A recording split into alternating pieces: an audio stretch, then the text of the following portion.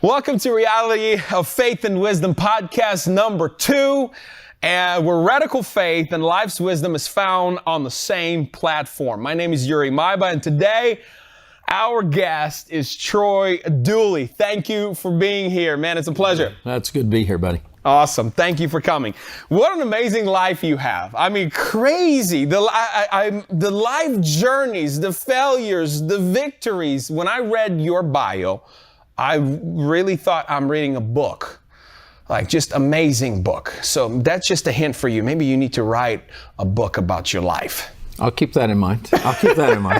And before we get into your life story, because it's only our second podcast, I want to talk about a little bit of vision, of heart behind this podcast. In Colossians chapter 2, verse 2, it says this. Paul says this, that my goal is that they, the church or the people, may be encouraged in the heart and united in love, so that they may have full riches of complete understanding, in order that they may know the mystery of God, namely Christ, and in Christ in whom are hidden all the treasure of wisdom and knowledge. That mystery of God part, that's where the radical, extraordinary, out of this world faith is found. By believing in God and desiring to know Him closer than anyone in this world, we can discover amazing faith in our life. But in Christ, whom are hidden all the treasure of wisdom and knowledge. So when we discover Christ, we find understanding. We find wisdom, how to operate in this world. You see, the more I know about Jesus, the more wisdom and understanding I have how to operate in this life. You see, many people, in order to show their faith, they do stupid things. And on the other side, People are scared to show their faith, and they only operate in the realm of their own understanding as they know it.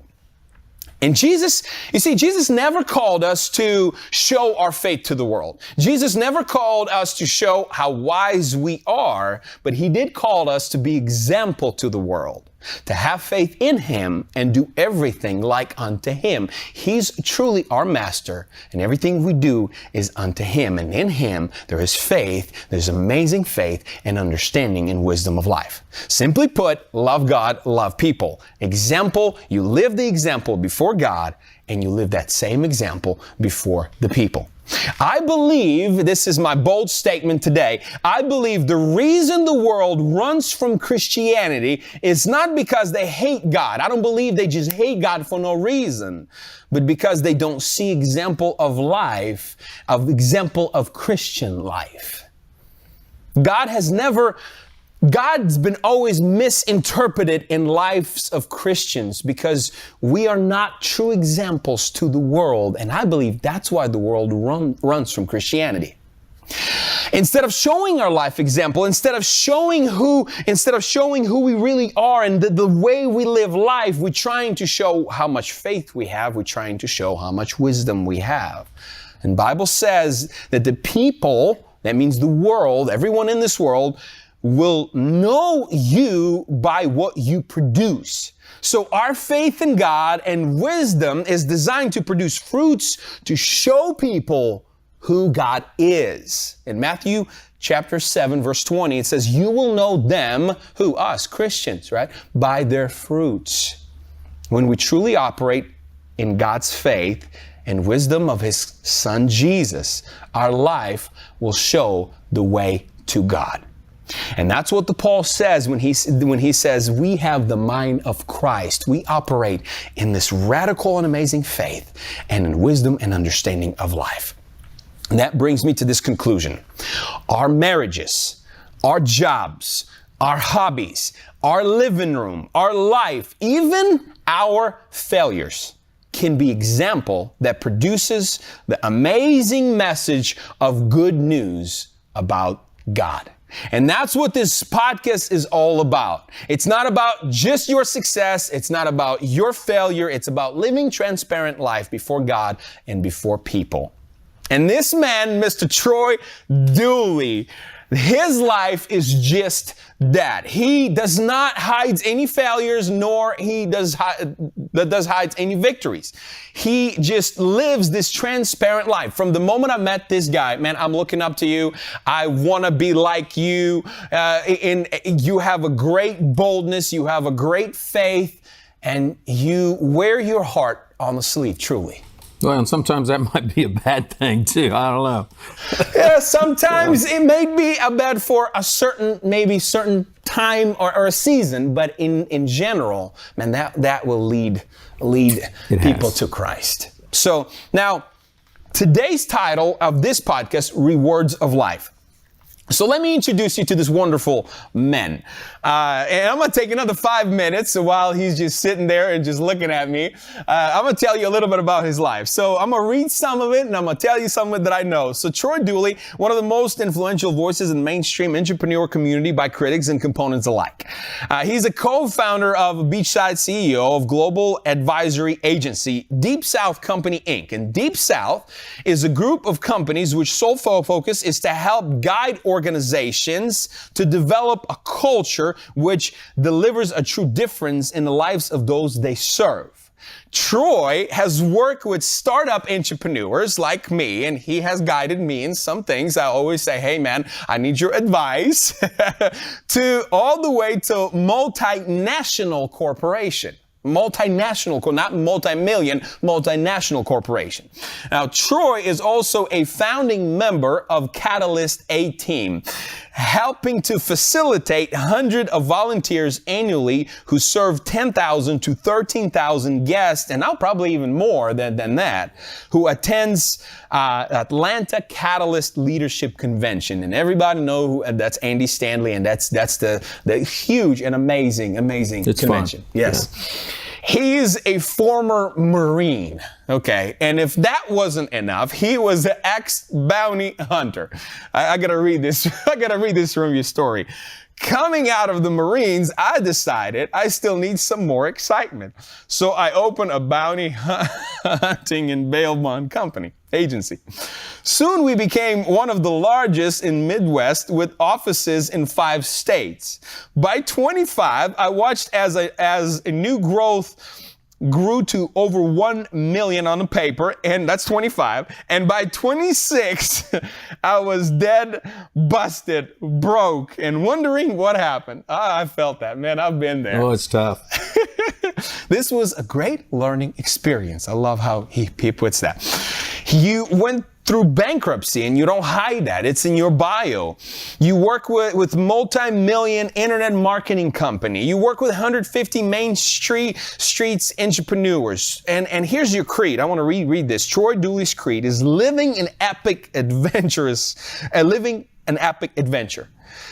In work of life, follow your passion and live your purpose. Well, I'm not going to stop here. There's something else. He is married to Paige Dooley, and that's his wife. And she has gone to write close to 4 dozen romance books, right? With four of those books reaching the bestseller list. So if that's not exciting, there's another component to his exciting life. What an amazing roller coaster of life, man. Amazing roller coaster. I think this Bible verse is talking about you. Let me set this, and I have many questions to ask you. All right. Now, in Ecclesiastes chapter 5, verse 18, it says this.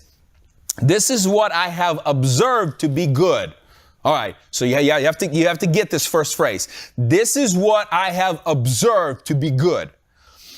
That is appropriate to a person to eat, to drink, and to find satisfaction in their toilsome labor under the sun during the few days of God has given them.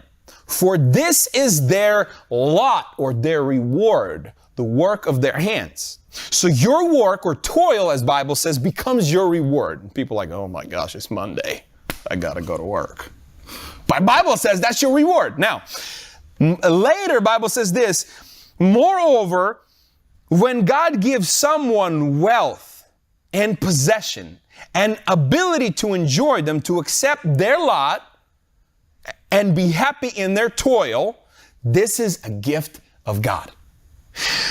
They seldom, this is what I love, they seldom reflect on the days of their life because God keeps them occupied with gladness of the heart. Those are the people, oh, the good old days, the good old days, the good old days, the good old days. I'm depressed right now, but the good old days. It's so horrible right now, but the good old days. It's so bad, right? God says they seldom reflect on the days of their life because God keeps them occupied with the gladness of their heart. Now, be happy, and you have to be happy in your toil. And the toil, your work, is your reward. And that belongs to us. God says, I will give you wealth, I will give you wisdom, I will give you all these things. But your work is your reward. We are responsible to work. But many people have this idea that God will take care of me. I don't need to do anything. That's where we start with questions. Because a lot of times, well, the Lord will take care of me. I God need to do anything. And they never do anything to change their life. So let me ask you this question. How did you, Mr. Troy Dooley, got to this conclusion? Because you say in your creed, in work of life, follow your passion and live out your purpose. So everything you do, you're excited. I mean, everything you do, the network, the people that you work with, every single time I meet with you, you're spitting all these people that you work with and doing and encouraging and uplifting. So how did you come to this conclusion that truly everything you do is a reward of life and I'm just going to live it out to the fullest? Well, I think it wasn't always that way. I got to say that, that's why in my bio, you see those early years of failure is because it was all about me.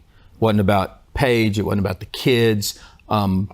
Narrowing it down, it was about wanting acceptance from my dad because I never heard "I love you," "I'm proud of you," or anything. So I was driven by that, which also drove some anger, which caused some other issues that we haven't put in our bio. But that was those early years, and it was somewhere around probably early 90s, mid 90s when I finally realized I need to go on my own quest. If I'm gonna watch all the hypocrites in my life, and then I found out I'm one too. But I here I am looking at all these hypocrites, and I'm thinking, okay, if this Jesus thing is real, then I'm just going to go figure this out, and went on a couple 3 years seeking out the answers that I wanted to say, okay, is this real? Is Jesus real? Is this God thing really important? And if I decide to go down that path, how's that going to screw me up in business, in life? And because I thought you couldn't put them together. I mean, I was, you don't talk politics, you don't talk religion. This is church and this is you. Totally. And that's how my dad and my mom, I mean, dad was one thing on Sunday and then he's working with all these weird people on the rest of the week. So, okay, well, this is the way it is. When I had that moment, it was probably because I was reading in Proverbs. And there's two verses, and I'm not going to try to spit it out because you're the preacher. I'm just the guy on the show. Oh, right, okay? Right. You're the most amazing communicator. Come on. But in Proverbs, it talks about a man without a vision is going to perish. Another verse in there says that we can create our plans, but he's going to direct our path. Our path, yes. When I read that, there was no miraculous miracle in Proverbs, period. It's just common sense, logical stuff. So I'm reading that and thinking, okay, my whole thing has been based on a worldly view. I need to set goals. I need to be number one. I need to go after all this stuff. When I had this, what I feel was a heartfelt message from the Lord, it was, there's no talk about goals. There's talks about plans. And I believe that's a whole nother podcast we do. There's two different things. We're making our plans, but God's going to direct the path. If I'm focused on a goal, my goal, I set this goal. I set this New Year's resolution. I continued to fail. That's why at 25, we're worth $1 million. At 26, it's like, nobody told me I need to set another goal. I thought $1 million was the goal. So it's like, that's where all of a sudden I realized, hey, I'm not doing this for me. I'm doing this for the Lord.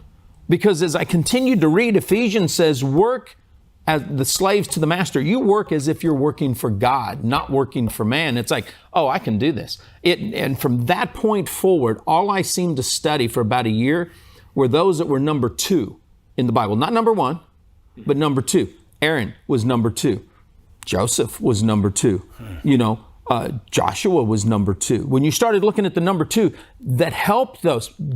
King David was number 2. Saul was number 1. Saul was number 1, yes. And it's like, wait a minute, Lord, this isn't about the worldly view of being number one in business, in life, or anything else. This is about supporting. You're the number one. You're number one. So I'm going to go out here and I'm going to support anybody you put in my life and do it to the best of my ability. And that's what shifted to where now it's not about the end result. It's about, Lord, how many other people can I help? If it's in finance, if it's in business, if it's at home. I mean, I screwed up all the time at home. So it's like, I got all these kids and I'm trying to lead them. Yeah. You know, so it's like, okay, if my vision's always on other people and what God's want to do in them, I no longer look in the mirror saying, look at me.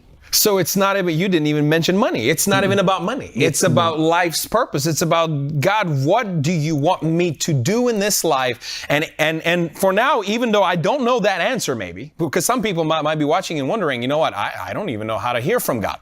But if you just say, everything I do now is going to be unto you and help me to, God has ability to redirect, to bring right friends, to show you the path. Is that? 100%. And there were times in our life where I literally watched friends leave me. I didn't have to say, get out of my life, because I'd shifted the path. Business associates left, attorneys left. I ended up with a whole new crew of people around me that I truly believe, okay, God wants something in their life, and I just happen to be one small vessel in a bigger picture. But it has been cool. Now, again, it's not all uphill. There's been some still roller coaster because our flesh can get in the way. And there's times when we read what somebody wrote about us, or, you know, our wife tells us we're great, whatever. We can get sidetracked. But the Lord's been pretty quick. To bring me back where I needed to be. You said something that caught my attention, because before this podcast, I was recording a Sunday sermon, and I've actually said the same thing. When I came before God, suddenly I saw all these hypocrites. And you said, I mean, suddenly I saw every single thing that's wrong with the world. I saw, he's wrong, and he's wrong, and he was a preacher, and he's wrong, and he was a pastor, and he's wrong, you know, all these things. But those things, when I started sort of to analyze my life, eventually God was showing me that because I needed to change. Yeah.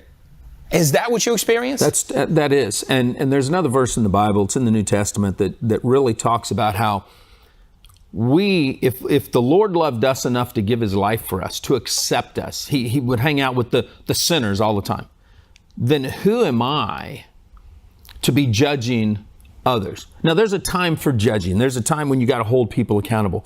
But I was having this tendency of, I know how you act on Monday. You may say that on Sunday, but I know what you do on Wednesday. Yeah. You know, I saw you last night someplace you weren't supposed to be. Didn't matter. I wasn't supposed to be there either. I saw them there. And when the Lord finally showed, well, dude, you're just looking in the mirror at hypocrites. Yeah.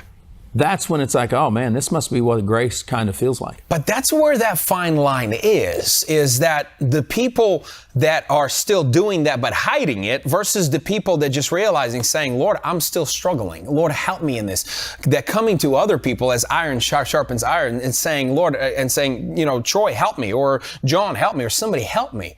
That's where the change lies. That's where that step is. That's where the power is. When you really, truly, man, this is my life. I'm broken, busted, and disgusted. I'm working on these things. That's where my life is. The one who started a good work in you will finish it until Christ come back. That's right. That's what I realized.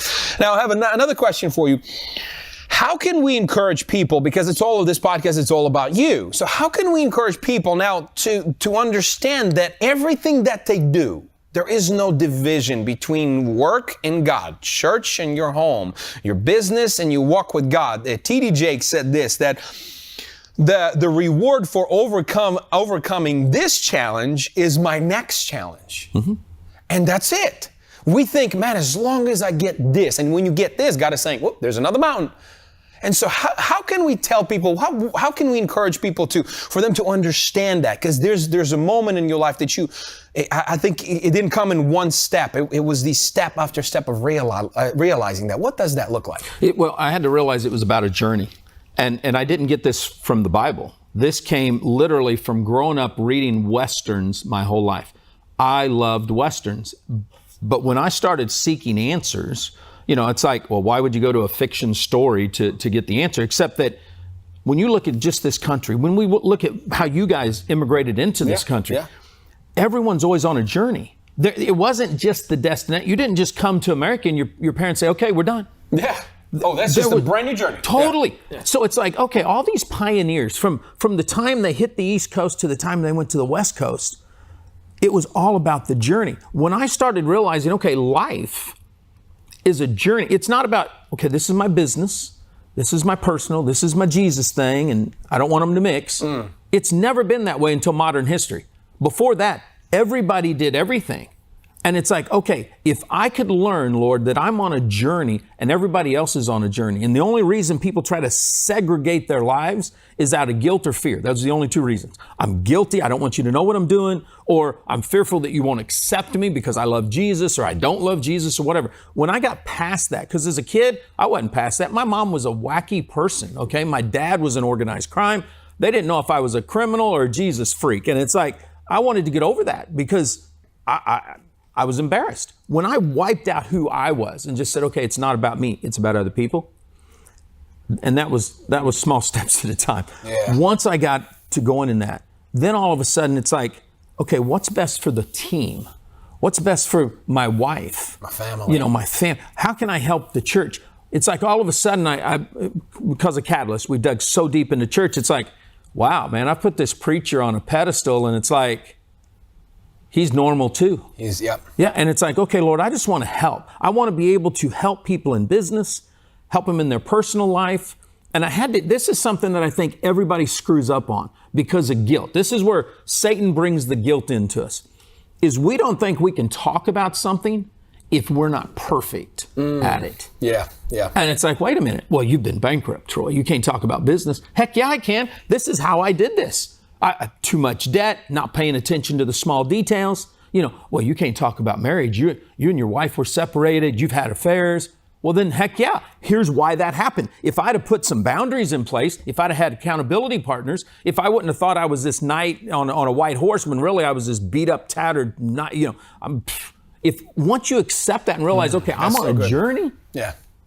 Now you get to move forward. And you can be dead, busted, broke, no money whatsoever. But if you take the first step to saying, I'm going to get rid of the debt, or I'm going to get rid of the drinking, or I'm going to whatever's taking the money away from the family, away from your investment, then you can move it forward. So the journey equals your purpose. Totally. Yeah. You'll know, and it changes. One of the things, and I'll start preaching now, but go. I hear people all the time say, my calling. And I started looking at that, it's like, okay, your calling's going to change. It's a purpose. God's directing your path. No, I'm going to be a preacher today. Okay, but he might have want you to do something else 10 years from now. Yeah. Once you realize, okay, this isn't the finite end. I got my doctorate degree. I can be in a mega church. Yeah.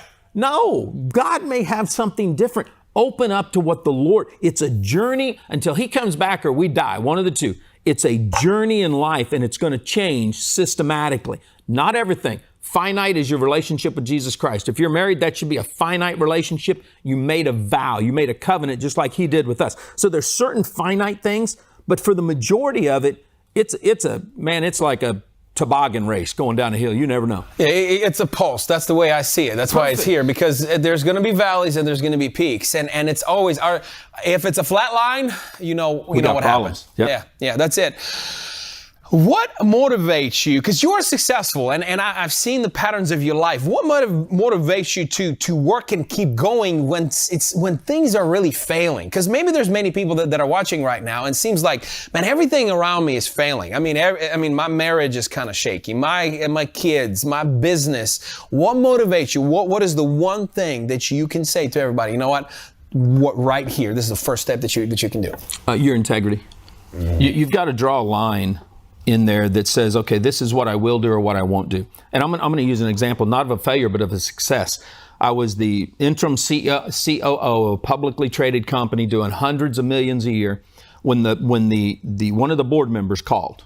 And I'll never forget this, neither will Paige, because we took this company through a public reverse merger. I mean, things are going great. Sales are good. It's a blast. And the CEO at the time calls me on the phone. I'm at Disney. And he says, I don't trust that you have enough of your eye on the pulse of this company. Now, the word trust is very important to me. Yes. So I took his call. We were supposed to meet the next day. We never met. I sent a resignation letter to him and the board of directors and said, if you don't trust me, then I'm out. Now, I'm making more money a month there than some people make in a year, and walked away from the money because it all comes down to my integrity. And if somebody says to me, who I'm trying to serve, public, private, I don't trust that you're taking care. I'm out. I'm done. I don't want to be a stumbling block for you. I'm going to move this direction. Now, here's where the story comes around. He just appointed me to the board of directors of his new public company because he understood you really do care about me. Texted me this morning and said, thank you for believing in me. Wow. Because he understood. I'm not leaving you because it's personal to me. I'm leaving because you lost trust in me. Yeah. And when we hold firm to that and say, okay, I'm not going to stick around for the money. I'm not going to do this for the money. So many times we shortchange. And I'll use that again. I fell in a failure. I'm on a national radio show. I've got a client that just became the world's largest Ponzi scheme based on the people they brought in. And the show host asked me a question, and I can see it as clear as day. Troy, did you ever get paid by these people? And you're on the radio show. I'm on the radio show. This is syndicated nationally. Everybody's listening, including the Securities and Exchange Commission. And I said, the parent company paid my expenses. Now, where the fine line comes in is, in my mind, I'm saying, well, and that includes my retainer of all this money over here. But because I did not disclose the truth, I wanted to hedge my bet. I was embarrassed because here's a client that now's bad people. It cost me with the Securities and Exchange Commission financially. I thought reputation-wise. I made a decision that day I'd never do that again. And now you see, I just puke it out. Hey man, these people paid me or they didn't pay me. This did it. Because I've found when you break your integrity, when you break that line, no matter how small you think it is, it hurts on the inside, it hurts on the outside. So you have to follow your values, your integrity. You do that, the rest of it it'll still be a roller coaster, but you will move forward. Wow. We can end right here. Your integrity. So when you talk about this, when you say about integrity, so let me go back to this thing that we already talked about, because I think I want everybody to understand.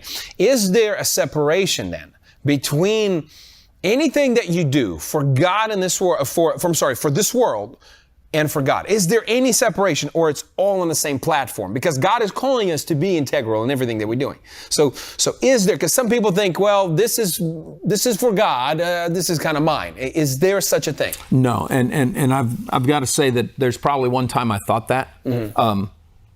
I always use stories, and you know that. My first bankruptcy, I've had two. My first one was totally because of mismanagement of funds.